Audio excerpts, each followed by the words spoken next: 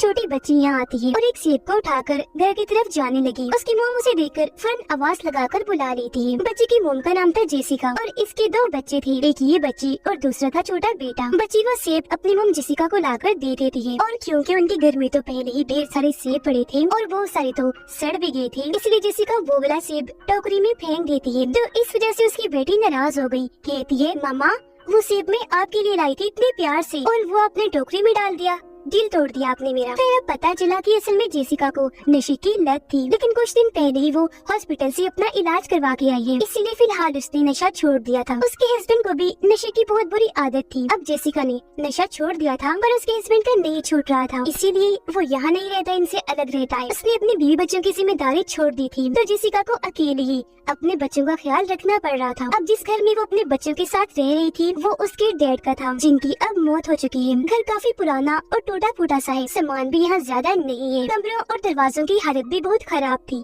खास तौर पर स्टोर रूम के दरवाजे की। वो जब भी बंद होता तो अंदर से उसे खोला नहीं जा सकता था, इसलिए जब भी जेसिका वहाँ से कोई सामान लेने जाती थी तो वो दरवाजे के सामने कोई चीज रख देती थी ताकि दरवाजा बंद ना हो, या फिर अपना पैर ही रख के खड़ी हो जाती थी और दरवाजे को बंद होने से रोके रखती थी। क्योंकि ऐसा कई बार हो चुका था, जब भी वो कोई सामान लेने यहाँ आई तो अंदर ही बंद हो गई। पर क्योंकि पहले तो उसका हस्बैंड उसके साथ रहा करता था तो बाहर से वो दरवाजा खोलकर जेसिका को निकाल दिया करता था, लेकिन अब वो इनके साथ नहीं रहता क्योंकि वो खुद ही नशा छोड़ना नहीं चाहता। उसने हॉस्पिटल जाकर अपना इलाज करवाने से भी मना कर दिया था। उसे पता था कि ऐसे नशा करने की वजह से मैं अपने बीवी बच्चों के साथ नहीं रह सकता, तो दरवाजा बंद होने से अब जेसिका को खुद ही रोकना था। जेसिका सोचती है कि पैसे क्योंकि मेरे पास नहीं है तो ऐसा करती हूँ सेब से जैम बनाकर बेच दिया करूंगी, क्योंकि उसकी मॉम भी यही काम करके पैसे कमाती थी। उन्हें जैम की काफी अच्छी रेसिपी पता थी, लेकिन क्योंकि सेब गल रहे थे तो उनमें दाग लगे होने की वजह से ये आइडिया काम नहीं आता। अब उसे कुछ समझ नहीं आता कि क्या करूं, ऐसा कौन सा काम किया जाए कि मेरे पास ढेर सारे पैसे आ जाएं, क्योंकि मैंने अपने टैक्सेस देनी है,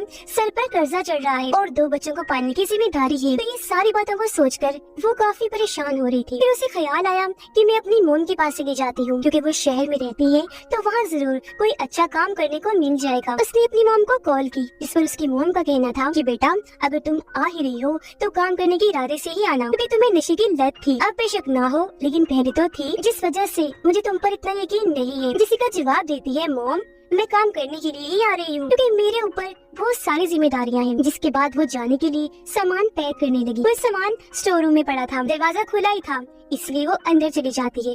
लेकिन तभी अचानक तेज हवा का झोंका आया जिससे दरवाजा बंद हो गया और जेसिका अंदर ही फंस गई। वो काफी परेशान हो गई क्योंकि उसके दोनों बच्चे छोटे हैं, तो अकेले होने की वजह से कहीं डर ना जाए उसे फिक्र होने लगी। उसकी बेटी भी काफी छोटी थी जो दरवाजा नहीं खोल सकती थी, लेकिन फिर भी जेसिका अपनी बेटी को आवाज लगाकर स्क्रू ड्राइवर इन्हें पेचकस लाने के लिए कहती है। बच्चे वो ले आई, इसे लेते ही जेसिका दरवाजा खोलने की कोशिश करने लगी, लेकिन काफी कोशिशों के बाद भी वो दरवाजा नहीं खुलता, क्योंकि जैसा कि मैंने आपको बताया वो सिर्फ बाहर से ही खुलता था। लेकिन तभी खुशकिस्मती से यहाँ उसका हस्बैंड आ गया।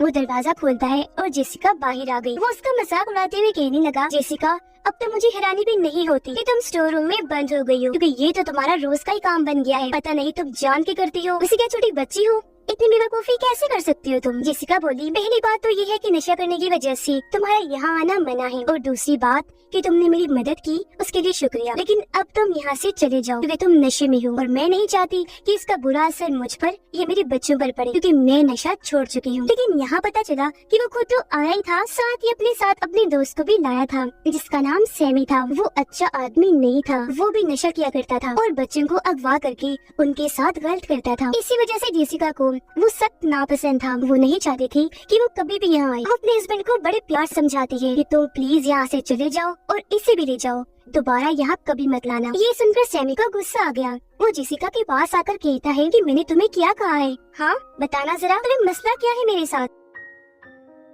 ये कहकर वो जेसिका के हस्बैंड को उसके खिलाफ भड़काने लगा। कहता है कि तुम्हारी बीवी मेरे बारे में इतना गलत सोचती है, बहुत दुख हुआ। अब ये सुनकर उसका हस्बैंड सैमी की बातों में आ गया। वो जेसिका पे भड़क गया और उस पर बिला वजह गुस्सा करते हुए थप्पड़ मार देता है, क्योंकि गुस्सा उसे इस बात का भी था कि इसने नशा छोड़ दिया है तो अब ये मुझसे बेहतर बन गई है। लेकिन फिर भी जेसिका कहती है कि तुम चाहे जो मर्जी कर लो मेरे साथ, लेकिन फिर भी मैं यही कहूँगी कि सैमी यहाँ ना आए और तुम भी ना हो जब तक तुम्हारा नशा नहीं छूट रहा, क्योंकि मैंने अपने बच्चों पर इसका बुरा असर नहीं पड़ने देना, उनकी अच्छी तरबियत करके उनका ख्याल रखना है, तो बस जाओ यहाँ से। ये सुनकर उसके हस्बैंड को गुस्सा आ गया। वो पहले उसे मारता है, फिर उठाकर स्टोर रूम में पटक कर दरवाजा बंद कर लेता है और वो बेचारी अंदर ही बंद हो गई। उसके हस्बैंड उसे हर चीज का जिम्मेदार कहता है कि आज हमारे जो हालात है वो तुम्हारे डैड की वजह से, क्योंकि उन्होंने हमारे लिए कोई पैसा नहीं छोड़ा। वो रो रो कर कहती है कि प्लीज गुस्सा थूक दो और मुझे यहाँ से बाहर निकालो, लेकिन उसके हस्बैंड ने दरवाजा तो बंद किया ही था, साथ ही आगे बोर्ड लगा दिया था ताकि दरवाजा टूट भी ना पाए। वो उसकी मिन्नतें करने लगी कि प्लीज सैमी को मेरे बच्चों से दूर रखना। अब जेसिका चाहती थी कि पुलिस को फोन कर दूं, लेकिन उसे ख्याल आया कि जब उसका हस्बैंड उसे यहाँ बंद कर रहा था तो इस बीच उसका फोन बाहर ही गिर गया था और तो और उसके पास जितने भी पैसे थे वो सारे पर्स से उसके हस्बैंड ने निकाल लिए थे। उन पैसों से ही वो यहाँ से जाने वाली थी, लेकिन अब नहीं जा पाएगी क्योंकि एक तो यहाँ फंसी हुई है, दूसरा अगर यहाँ से बाहर भी जाए तो पैसे ना होने की वजह से वो जा ही नहीं पाएगी। उसका हस्बैंड जब दरवाजे पर कील ठोक रहा था तो कील जेसिका के हाथ में घुस गई, जिससे उसका हाथ जख्मी हो गया। दर्द की वजह से वो रोने लगी, पर इन हालात में भी उसे अपने बच्चों की फिक्र थी। उसने अपनी बेटी को कह दिया था कि भाई को लेकर कमरे में चली जाओ और अंदर से दरवाजा बंद कर लेना, खोलना मत। तब उसकी बच्ची ने ऐसे किया था। वो अपने भाई के साथ कमरे में थी। फिर थोड़ी देर के बाद जब उसका हस्बैंड और सैमी यहाँ से गई तो बच्ची बाहर आई, कहती है मम्मा भाई रो रहा है, उसे शायद भूख लगी है, तो आप कब बाहर आएंगी? जेसिका रोते हुए जवाब देती है, मेरी बच्ची माफ करना, मैं तो आना चाहती हूँ लेकिन यहाँ फंस चुकी हूँ। तुम ऐसा करो भाई के पास जाकर बैठ जाओ, वो रोना बंद कर देगा। अब वैसे तो उसकी बेटी काफी छोटी थी लेकिन समझदार थी। जेसिका उसे कहती है बेटा मेरा फोन ला कर दो। बच्ची सवाल करने लगी, मॉम लेकिन आपने अंदर फोन का क्या करना है? ये सुनकर जेसिका को थोड़ा गुस्सा आया कि वो इस वक्त में सवाल कर रही है, लेकिन फिर अपने गुस्से पर काबू पाकर उसे समझाती है कि मैंने मेरी जान कॉल करनी है। तब बच्ची फोन लाकर उसे नीचे से पकड़ा देती है जहाँ छोटी सी जगह थी। जेसिका मोबाइल लेकर हेल्पलाइन पर फोन करने का सोचती है मदद के लिए, लेकिन यहाँ सिग्नल्स नहीं आ रहे थे इसलिए कॉल नहीं होती। वो ऐसे ही परेशान बैठी रही क्योंकि उसका घर भी ऐसी जगह पर था जहाँ दूर दूर तक कोई और घर नहीं था, तो आसपास से मदद आने की तो कोई उम्मीद थी ही नहीं। अब उसकी बेटी कहती है मम्मा मैंने वॉशरूम जाना है, आ जाए ना बाहर। जेसिका कहती है मेरी जान मैं कैसे आऊँ, फंसी हुई हूँ, आप ऐसा करो खुद ही चली जाओ वॉशरूम। जिस पर बच्ची जवाब देती है नहीं मामा मैं यही रहूंगी, आपसे दूर नहीं जाना चाहती। इसी वजह से वो वहीं बाहर ही यूरिन कर देती है, लेकिन ऊपर कमरे में उसका छोटा भाई भी था। उसका डायपर बदलने का वक्त हो चुका था। जेसिका उसे समझाती है कि कैसे डायपर बदलना है। तब बच्ची अपने भाई के पास गई और ये काम भी काफी अच्छे से कर लेती है। रात हो गई, मौसम खराब था तो बिजली की आवाज से बच्ची को डर लग रहा था। अब उसका भाई तो सो चुका था लेकिन बच्ची नहीं, वो दरवाजे के पास ही आकर लेट गई। जेसिका उसे हौसला देती है मेरी बेटी मैं यहाँ से बाहर आ जाऊंगी तो तुम डरना मत, ओके? जिसकी थोड़ी ही देर की बात उसकी भी आंख लग गई। जेसिका सोचती है क्यों ना मैं दरवाजा ही तोड़ दूं। वो आसपास ऐसी कोई चीज ढूंढने लगी जिससे दरवाजा टूट जाए, लेकिन वहाँ ऐसा कुछ नहीं था। अब रात ऐसी गुजर गई। सुबह उसकी बेटी कहती है मम्मा मुझे और छोटे को भूख लगी है। ये सुनकर जेसिका उसे स्टोर में पड़ा हुआ जैम देती है। बच्चे वो खाकर अपना पेट भरते हैं और वो खुद भी इसी पर गुजारा करती है। उसे उम्मीद थी कि आज मैं यहाँ से निकल जाऊंगी, आज मेरा हस्बैंड आ जाएगा, उसका गुस्सा ठंडा हो गया होगा, लेकिन आज के दिन में वो नहीं आता। वो अब यहाँ रुक नहीं सकती थी, कैसे भी करके उसे यहाँ से निकलना था क्योंकि बच्चे भी अकेले होने की वजह से परेशान थे, उन्हें अपनी माँ की जरूरत थी। उसका बच्चा रोने लगा। जेसिका उसे कहती है जाओ भाई को चुप करवाओ और जब वो शांत होकर सो जाए तो यहाँ दोबारा आना, मुझे तुम्हारी मदद चाहिए। बच्चे को चुप करवाने के बाद बच्ची वापस आ गई। जेसिका उसे कहती है बेटा कुछ ऐसा लाओ जिससे मैं दरवाजा या फर्श को तोड़ सकूं। अब वो बच्ची थी, उसे कोई ऐसी चीज नहीं मिलती, लेकिन अपनी तरफ से वो कुछ न कुछ लाने लगी, कभी लकड़ी, कभी खिलौना, तो कभी चम्मच कांटा वगैरह। ये देखकर जेसिका को बहुत गुस्सा आया। वो सारी चीजें दरवाजे पर दे मारती है, बोली ये तुम क्या क्या लाकर दिए जा रही हो, ये नहीं चाहिए मुझे, इसे कुछ नहीं होगा। अब उसके गुस्सा करने पर बच्ची रोने लगी। तब जेसिका को अपनी गलती का एहसास हुआ कि मैंने उसे ज्यादा ही सुना दी, इसीलिए वो कहती है अच्छा मेरी जान आई एम सॉरी, मैंने आपको ज्यादा ही डांट दिया, प्लीज चुप कर जाओ। ये कहकर वो खुद पे जज्बाती होकर रोने लगी क्योंकि उसने भी अपनी जिंदगी में बहुत सारी गलतियाँ की थी जिनका आज उसे पछतावा हो रहा था। सबसे बड़ी गलती अपने हस्बैंड से शादी करने की। अब यहाँ स्टोर रूम में उसके पास थोड़ा बहुत नशा था जिसे वो लेने का सोच रही थी, लेकिन किसी तरह बड़ी हिम्मत करके उसने उसने खुद को रोके रखा। फिर अब जब उसकी बेटी कोई काम की चीज नहीं लाती, इसलिए जेसिका को स्क्रू ड्राइवर से काम चलाना पड़ता है। वो उसकी मदद से फर्श को तोड़ने लगी, पर वो ये काम एक ही हाथ से कर पा रही थी क्योंकि की लगने की वजह से उसका दूसरा हाथ जख्मी था। उसे दर्द हो रही थी, साथ ही इन्फेक्शन फैलने का भी खतरा था। अब आज यहाँ सैमी आता है, वो भी बिल्कुल अकेली। इस बारे में उसकी बेटी अपनी मोम को बताती है। ये सुनकर जेसिका काफी डर गई। अपनी बेटी को कहती है,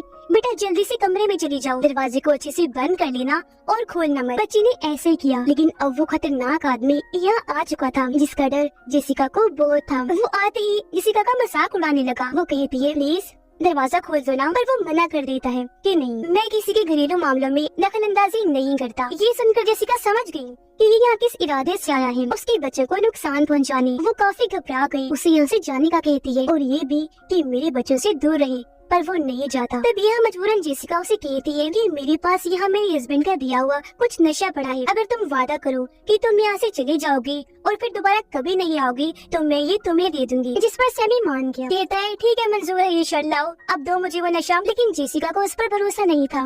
वो कहती है, मैं यहाँ फंसी हुई हूँ, दरवाजे के पास नहीं आ सकती, तुम ऐसा करो अपना हाथ आगे करो, मैं तुम्हारे हाथ पर रख देती हूँ। अब सैमी भी चालाक था, उसे शक हो रहा था तो वो मना कर देता है, लेकिन जेसिका उसे मजबूर करती है और वो अपना हाथ अंदर करता है। जैसे हाथ अंदर आया, समझदारी से काम लेते हुए जेसिका स्क्रू ड्राइवर उसके हाथ में घुसा देती है, जिसके बाद उस पर पत्थर मार मार कर स्क्रू ड्राइवर और अंदर करती है और उसका हाथ वही फर्श पर अटक जाता है। अब दर्द की वजह से वो तड़पता तो है, लेकिन क्योंकि नशे की बुरी आदत ने उसे खतरनाक बना दिया था, इसलिए वो अजीबोगरीब डरावनी बातें करने लगा। पहले वो कहता है कि तुम मुझे यहाँ से जाने दो, मैं तुम्हारे बच्चों को कोई नुकसान नहीं पहुँचाऊंगा। लेकिन जेसिका उसकी बात नहीं मानती क्योंकि वो जानती थी कि ये एक झूठा इंसान है। फिर वो बताता है कि नशा छोड़ने के लिए हॉस्पिटल में मैं भी गया था, मैं सुधरना चाहता था, लेकिन मुझे इस बात का एहसास हुआ कि सुधर भी गया तो क्या होगा, चाहे मैं जिंदा रहूं या मर जाऊं, इस दुनिया में किसी को कोई फर्क नहीं पड़ेगा। ये बातें करते करते वो जेसिका को भी तोड़कर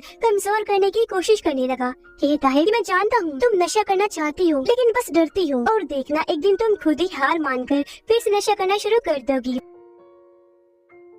ये सुनकर जेसिका रोने लगी क्योंकि कुछ हद तक ये बात सच भी थी, पर वो ये चीज उसे महसूस नहीं होने देती। रात हो गई, ठंड भी काफी ज्यादा थी, लेकिन जेसिका अभी तक उसका हाथ आजाद नहीं करती। जैसे ही सुबह हुई, उसकी बेटी वहाँ जेसिका के पास आने लगी। जब इस बारे में उसे पता चला तो वो चिल्लाकर कहती है, क्यों आई हो यहाँ, जाओ यहाँ से। क्योंकि वो जानती थी कि बेशक वो यहाँ फंसा हुआ है, लेकिन उसमें अभी भी इतनी ताकत है कि वो बच्ची को पकड़ लेगा। लेकिन क्योंकि वो बच्ची थी और पूरी रात माँ के बगैर अकेली थी, तो इस बार वो नहीं जाती बल्कि जेसिका के पास आने लगी और तभी उसे सैमी पकड़ लेता है। जेसिका काफी घबरा गई, उसके पास लाइटर था तो अपने बच्चे की जान बचाने के लिए वो वहाँ आग लगा देती है। आग में जैसे सैमी का हाथ जला, वो उसकी बच्ची को छोड़ देता है और दर्द से तड़पने लगा। अब जब जेसिका ने देखा कि इस आग में तो मैं भी जलकर मारी जाऊंगी, तो उसने जल्दी से कपड़ा लेकर आग को बुझा दिया। पर अब सैमी को होश नहीं था, ऐसा लग रहा था जैसे वो मर चुका हो। अब यहाँ जेसिका इतना टूट गई थी कि वो नशा लेने का सोचती है, जिससे शायद उसका दुख थोड़ा कम हो जाए। इससे पहले वो ऐसी करती,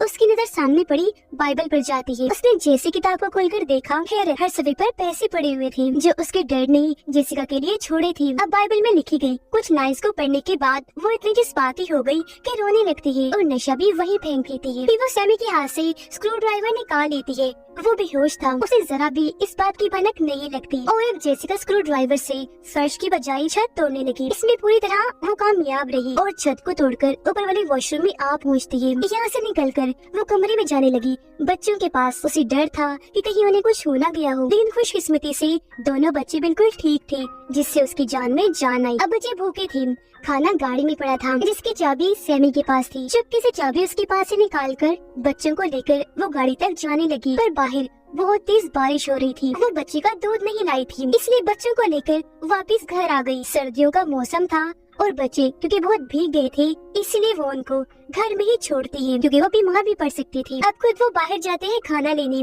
गाड़ी से खाना नीचे गिर गया था। जब वो खाना उठा रही थी तो हम देखते हैं कि सैमी को होश आ गया है, जो खिड़की पे खड़ा होकर जेसिका को देख रहा था। खाना लेकर वो जैसे घर की तरफ आई तो देखती है कि दरवाजा बंद है, क्योंकि अंदर से सैमी ने ही दरवाजे को बंद कर दिया था। वो काफी डर गई क्योंकि उसके बच्चे अंदर फंस गए थे जिन्हें सैमी नुकसान पहुंचा सकता था। अब फिर भी वो जैसे तैसे घर के अंदर आ गई। वो जब कमरे की तरफ भागी तो देखती है कि सैमी ने बच्चों की गर्दन पे चाकू रखा हुआ है और जेसिका को वो धमकाने लगा। वो उसे काफी समझाती है कि मेरे बच्चों को छोड़ दो प्लीज, ये तो मासूम है, इनका क्या कसूर है। पर वो एक नहीं सुनता क्योंकि बच्चों को मारने का ठान चुका था। इससे पहले वो ऐसे करता। यहाँ उसका हस्बैंड आ गया जिसने हाथ में गन पकड़ी हुई थी। गन पॉइंट करके वो सैमी से अपने बच्चे को छुड़वा लेता है, जिसके बाद सैमी यहाँ से भाग गया। अब उसके हस्बैंड को स्टोर रूम में पड़े वो पैसे और नशा मिल जाता है जिसे वो ले चुका था। फिर वो जेसिका को कहता है कि तुम भी मेरे साथ चलो। अब वो सोचती है कि अगर मैंने इसे इनकार किया तो इसका दिमाग फिर से खराब हो जाएगा, ये मुझे मारकर दोबारा से स्टोर रूम में बंद कर देगा। इसीलिए वो उसके साथ जाने के लिए मान गई, इस इरादे के साथ कि बाद में जैसे तैसे बच्चों को लेकर यहाँ से भाग जाऊंगी। वो बहाने से अपने हस्बैंड को बाहर गाड़ी में भेजती है खाना लाने और चुपके से उसके सैंडविच में बेहोशी की दवाई मिला देती है। वो सैंडविच खा लेता है लेकिन तभी उसने नशे वाली सिरिंज निकाली। पहले खुद नशा किया और जब जेसिका की बारी आई तो वो उससे गन छीनने लगती है। यहाँ वो उसके इरादे समझ चुका था, इसीलिए उसे पकड़कर पीछे धकेलता है और दोबारा से उसे मारने लगा। लेकिन इस बार वो भी चुप नहीं बैठती, जवाबी हमला करती है और जब उसकी हालत खराब हुई तो वो उसे उठाकर खिड़की से बाहर फेंक देती है और वो बहुत बुरी तरह वहाँ गिरकर बेहोश हो जाता है। अब हम कुछ दिन के बाद का वक्त देखते हैं जहाँ अब जेसिका ने यहाँ रहना सीख लिया था। उसे जैम बनाने का जबरदस्त तरीका मिल गया जो वहाँ पड़ी एक किताब में ही लिखा था। लेकिन क्योंकि पहले वो नशे में धुत रहती थी इसीलिए उसने कभी भी इस पर ध्यान नहीं दिया। अब जब नशे की लत खत्म हुई तो उसकी आंखें खुल गई। उसने दिमाग लगाया कि जैम बनाने के लिए सारे सेब पर ठीक होना जरूरी नहीं है, हम गले हुए सेब को जाया ना करके उसका भी जैम बना सकते हैं। वो गला हुआ हिस्सा अलग करके सब कुछ ठीक हो गया था। घर की हालत भी अच्छी हो गई थी और जेसिका ने भी खुद को काफी बदल लिया था क्योंकि उन्हें अब पैसों की कोई तंगी नहीं थी। जैम का बिजनेस काफी अच्छा चल रहा था और वो अपने बच्चों को काफी अच्छे से पाल रही थी। अब ये कहानी हमें सिखा रही है कि नशा एक बुरी आदत है, इतना खतरनाक है कि हमें इससे हमेशा दूर रहना चाहिए क्योंकि नशा करने वाले इंसान को कोई होश नहीं होती कि क्या अच्छा है और क्या बुरा। इसी मैसेज के साथ ये फिल्म इधर ही खत्म हो जाती है।